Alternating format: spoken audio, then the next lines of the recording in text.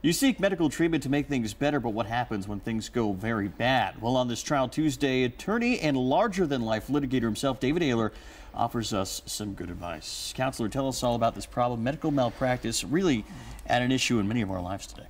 Yeah, and you see it more often than not, and a lot of times it does go undetected.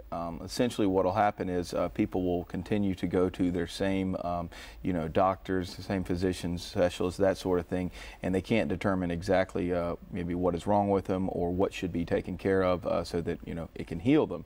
And really what you need to do is you need to be real careful about where you're going and who you're going to, and if you continue to go to them. Getting a second opinion really in any field is not something that's going to be insulting. It's actually encouraged most often, and I think that'll be the first place that you can really kind of stop the process.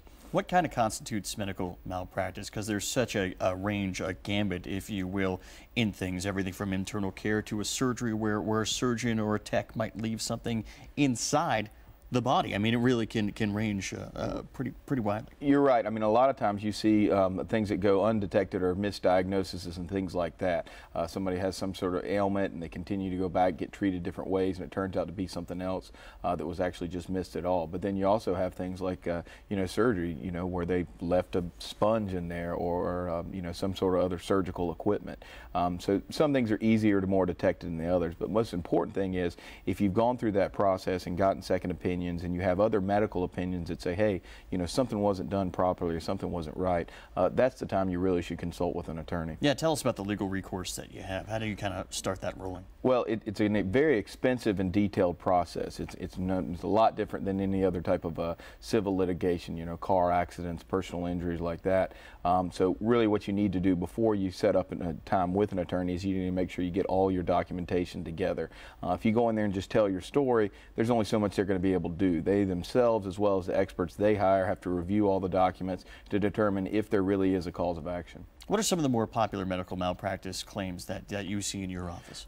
You see things related to emergency room incidents where things were done quickly, sometimes that sort of thing. Again, misdiagnosis where maybe someone was given another type of medication for something that they thought it was and it ended up ultimately not being that. And then of course, as you mentioned earlier, surgical issues.